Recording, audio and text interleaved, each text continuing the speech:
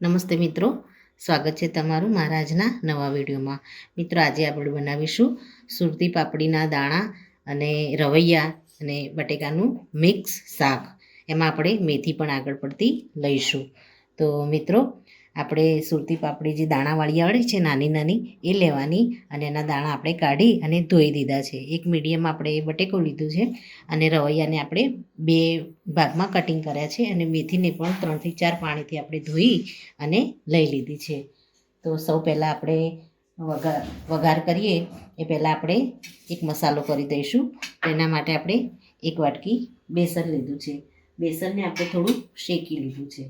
એમાં આપણે ગરમ મસાલો થોડો એડ કરીશું, અડધી ચમચી ધાણા પાવડર એડ કરીશું, મીઠું એડ કરીશું, અને મીડિયમ તીખું મરચું એડ કરીશું, અને થોડું આની અંદર આપણે તેલ નાખી દઈશું, અને આને ચમચી વડે હલાવી અને આનો એક મસાલો તૈયાર કરી દઈશું.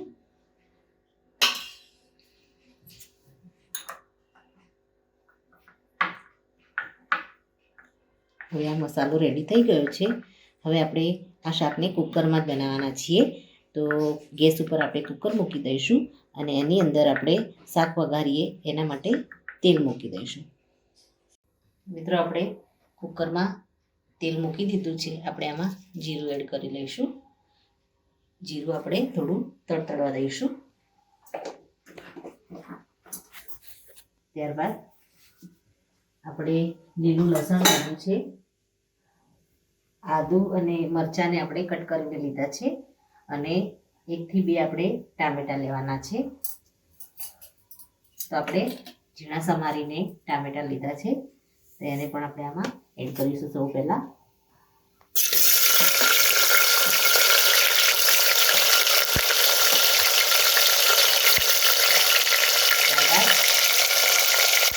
આદુ, મરચાં અને લસણ આપણે ઝીણું સમારીને લીધું છે, એને આપણે આની અંદર એડ કરી દઈશું.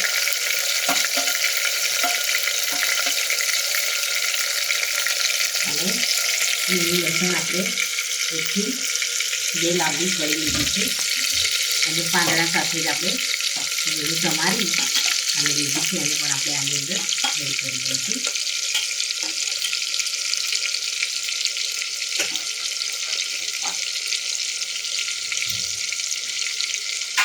અને આને આપણે થોડું હલાવી દઈશું.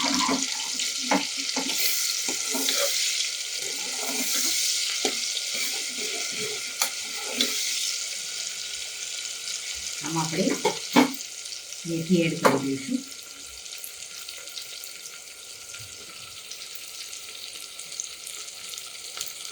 મેથી આપણે 200 ગ્રામ જેટલી એડ કરીશું આની અંદર.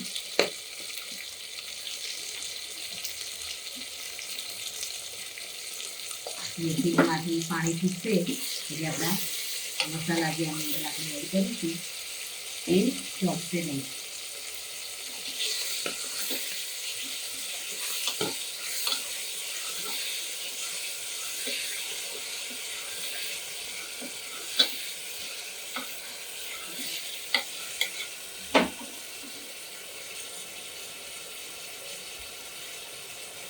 થોડી વાર માટે આપણે થવા દઈશું. આમાં હવે તો પહેલાં તો મીઠું એડ કરી દઈશું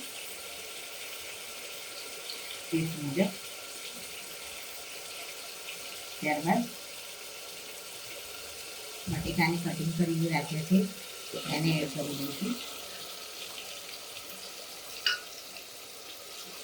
અને 1 વાટકી આપણે દાણા લીધા છે એને પણ આપણે આમાં એડ કરીશું.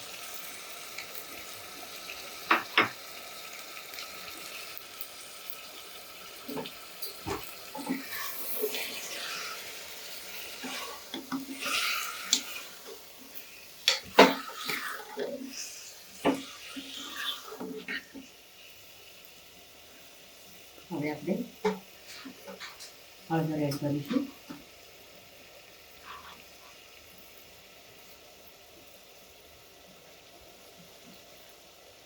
મરચું પાવડર એડ કરીશું આપણે ટેસ્ટ મુજબ.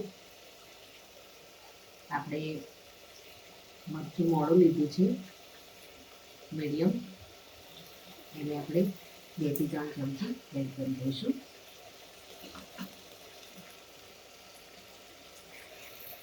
ધાણા પાવડર એડ કરી દઈશું 1 ચમચી. શાકને આપણે હલાવી દઈશું.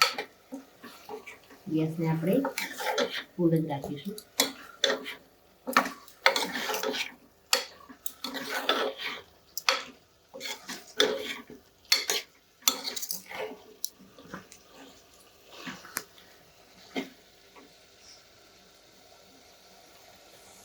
થોડી વાર માટે ઢાંકી અને આપણે શાકને થવા દઈશું. ત્યારબાદ કુકરનું ઢાંકણું ઢાંકીશું. મિત્રો આપણે શાકને ચેક કરી દઈશું. સિઝનના બટાકા છે તો બટેકા જલ્દી પાકી જાય છે અને ચડવામાં બહુ વાર નથી લાગતી. હવે આપણે રવૈયા એડ કરી દઈશું. જે આપણે રવૈયાને ચડતા ઓછી વાર લાગે છે. આપણે રવૈયાને શાક થોડું સીજી જાય પછી જ આપણે એડ કરીએ છીએ.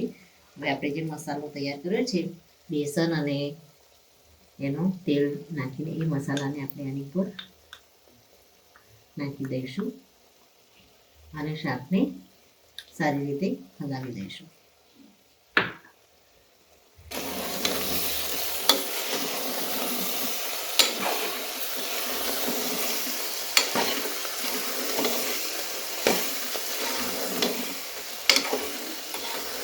આપણે જે મસાલો તૈયાર કર્યો છે એનાથી આપણો શાકનું ટેક્સચર પણ થોડું ઠીક થશે અને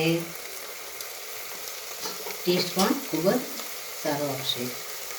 તો હવે આપણે આમાં પાણી એડ કરી દઈશું.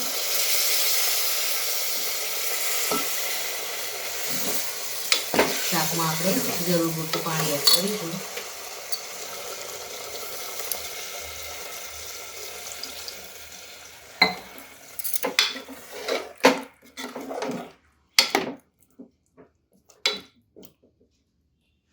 હવે આપણે ઉપરથી ધાણા એડ કરી દઈશું.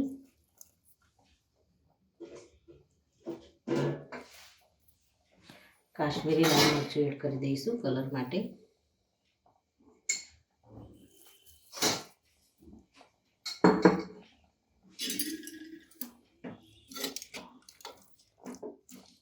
કુકરને ઢાંકી અને આપણે 2 વિસલ આવવા દઈશું.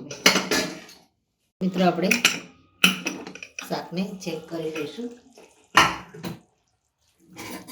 ગેસને આપણે બંધ કરી દીધો. તો મિત્રો આપણું શાક છે એ બની અને રેડી થઈ ગયું છે અને આપણે સર્વિંગ બાઉલમાં લઈ અને સર્વ કરી દઈશું. તો મિત્રો રેડી છે આપણું સુરતી પાપડીના દાણા, મેથી અને રીંગણનું શાક. મિત્રો આ સિઝનનું શાક છે તો આપણે શિયાળામાં આપણે બનાવીએ તો આનો ટેસ્ટ આ રીતે ખૂબ જ સરસ આવે છે. તમે પણ આ રીતે જરૂરથી બનાવો. તો મિત્રો આ સાથે મારો આ વિડીયો અહીંયા પૂરો થાય છે. જો મારો વિડીયો જો તમને ગમ્યો હોય તો લાઈક કરો, શેર કરો અને તમારી ચેનલ દેશી સ્પૂનને સબસ્ક્રાઈબ જરૂરથી લખો અને કોઈ નવી રેસીપી જાણવા માટે મને કમેન્ટ પણ જરૂરથી કરો. ફરી મળીએ એક નવા જ વિડીયો સાથે. ત્યાં સુધી આવજો મિત્રો. Thank you.